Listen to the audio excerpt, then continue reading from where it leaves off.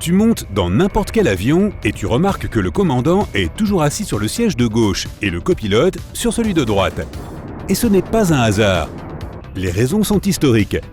Une théorie veut que les premières forces aériennes aient été recrutées parmi les officiers de cavalerie. Ils portaient leur épée sur le côté gauche, il était donc plus confortable pour eux de monter à cheval par la gauche de l'animal. Lorsque nous sommes finalement passés des chevaux aux oiseaux de métal, la tradition est restée. Une autre théorie concerne les trains. La première ligne aérienne internationale a relié Londres et Paris. Pendant ce vol, les pilotes naviguaient en suivant le chemin de fer.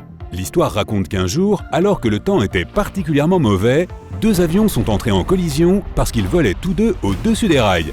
Après cela, il a été convenu que les avions voleraient sur le côté droit du chemin de fer. Les pilotes devaient s'asseoir sur le côté gauche de l'avion pour voir quel était le dégagement dont ils disposaient par rapport aux avions venant en sens inverse sur leur gauche. Quant aux pilotes d'hélicoptères, ils sont généralement, mais pas toujours, assis à droite. Les hélicoptères sont plus instables que les avions. C'est pourquoi les pilotes préfèrent ne pas lâcher le pas collectif. Ce manche contrôle la direction et l'altitude de l'hélicoptère. Le pas collectif se trouve entre les genoux du pilote et il utilise sa main droite pour le tenir. La main gauche du pilote déplace le levier qui modifie le pas des pales et appuie sur d'autres boutons de la console centrale. Quoi qu'il en soit, les deux sièges ont le contrôle total d'un avion. Il n'existe aucune réglementation spécifiant quel siège le capitaine ou le copilote doivent occuper. Le copilote est tout aussi expérimenté et capable de piloter un avion que le commandant. Le commandant pilote souvent l'avion jusqu'à sa destination et le copilote le fait voler au retour. Les pilotes passent des tests tous les 6 à 8 mois. Ils utilisent des simulateurs de vol et s'entraînent à toutes sortes d'urgences. Ensuite, les examinateurs les évaluent. Des tests techniques et de sécurité, ainsi qu'un examen médical, ont aussi lieu régulièrement.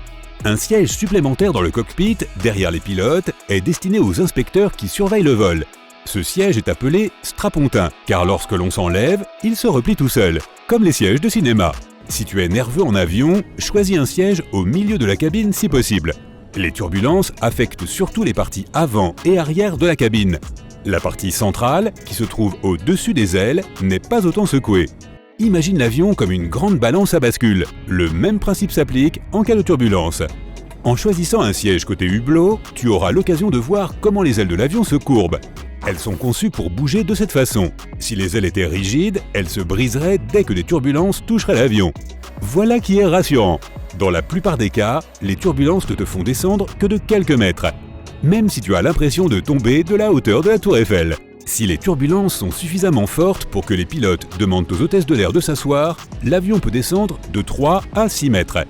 Les turbulences les plus extrêmes et les plus violentes sont très rares, mais elles peuvent faire tomber l'avion de 30 mètres.